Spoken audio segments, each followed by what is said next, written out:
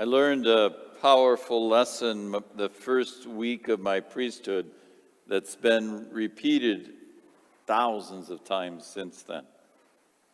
As I was newly ordained and energetic and wanting to go out and do good work, and the pastor said that week I would do the home visits for the people who were shut-ins. And great, I was excited to do that, and off I went. And in one of the houses that I got to, the husband had been ill for quite a while. I don't recall how it was cancer of some kind, I'm sure. But they had moved a hospital bed into the living room, and his wife was caring for him. And she had to feed him and bathe him, and he clearly was aggravated by this situation that his wife had to do all that taking care of him. So he wasn't the nicest, but she had to take care of him.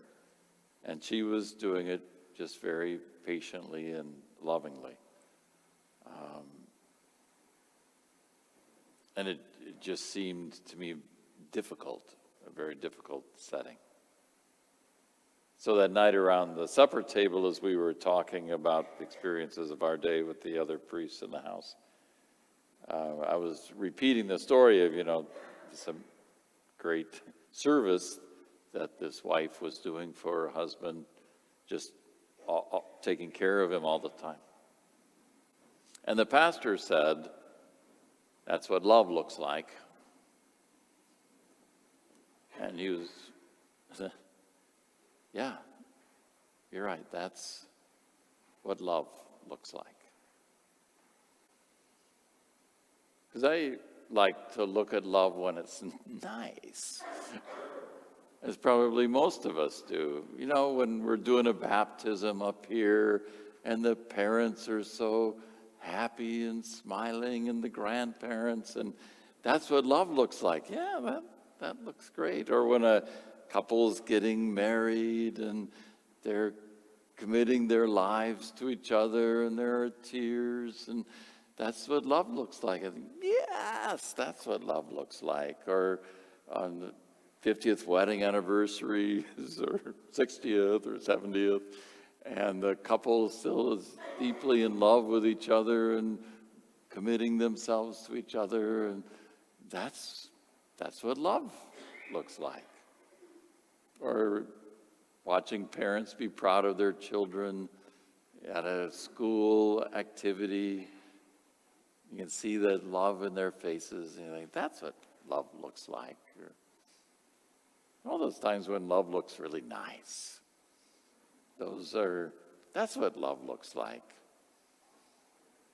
But that old pastor was right. No, that's what love looks like sometimes, when you're having to do difficult things, when it's not easy. All of you who love have had those experiences of knowing what love looks like in those challenging times, in the not easy times. Paul gives us this beautiful list that, we read at weddings, and people cry. It's so lovely. But he's trying to give a list of things that this is what love looks like. Love is patient.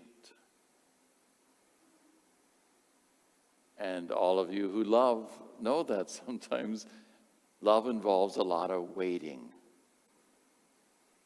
Waiting for children, waiting for loved ones, waiting in doctor's offices, waiting in hospital rooms, waiting. Is this what love looks like? Yeah, St. Paul said that, and we cry about it at weddings. Love is patient. That's what love looks like, is that patient waiting for the other until they're at a place where they can be there. Love is kind and considerate. I think, yeah, but today I don't want to be. Today I'm impatient. Today I'm in a hurry. I got to do things. You want me to be considerate about you? I got all kinds of stuff to do. No. This is what love looks like. I'm going to put my stuff aside. I'm going to hold you up first. Not easy. Nowhere in Paul's list did it say, love makes me feel better. It's all about me feeling good, right? When love looks nice, I feel better. Everything's better. Nothing there about that. Really, everything there is about the other. Because that is the Christian view of love, is that we decide that this person, everything about them, their hopes and dreams, their fears, their hurts, are as important to me as mine are, or more. That I decide to give to them, hold them up, give them the place of honor in my life. I decide to do that. That's love. And Paul thinks that is very powerful. The most powerful thing. More powerful than prophecy.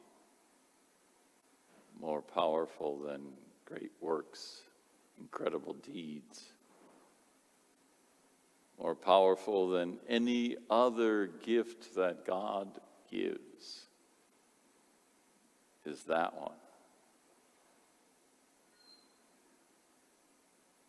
Love.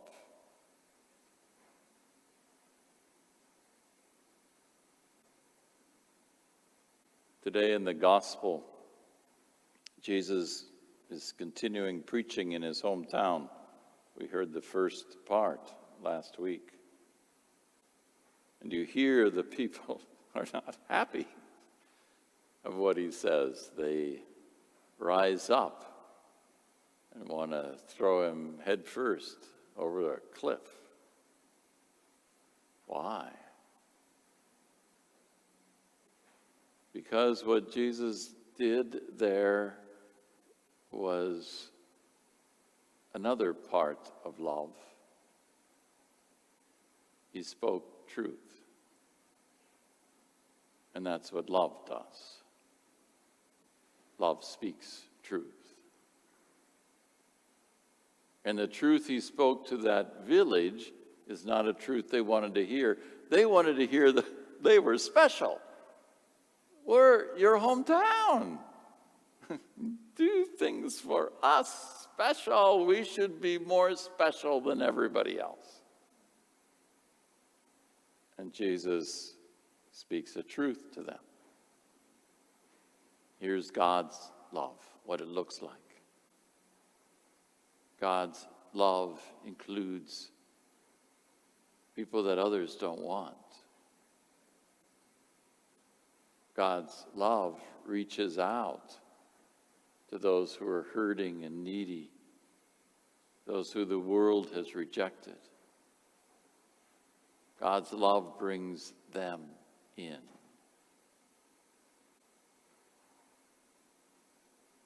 He gives stories of that. They don't want to hear that kind of love or that kind of truth.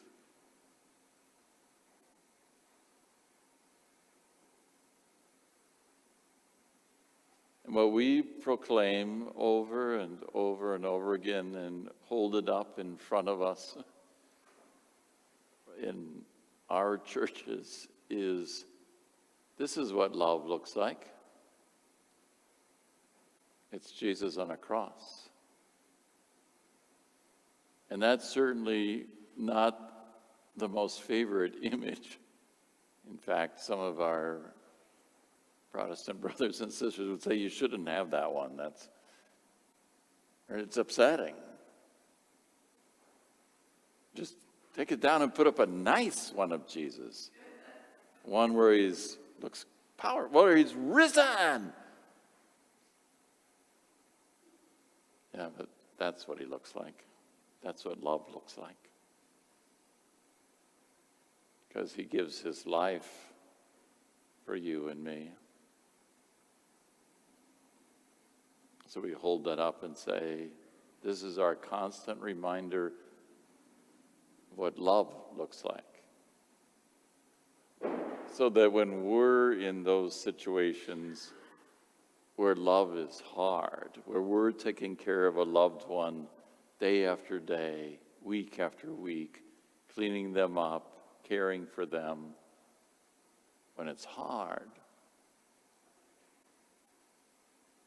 we can look at that cross and say, that I know what love looks like.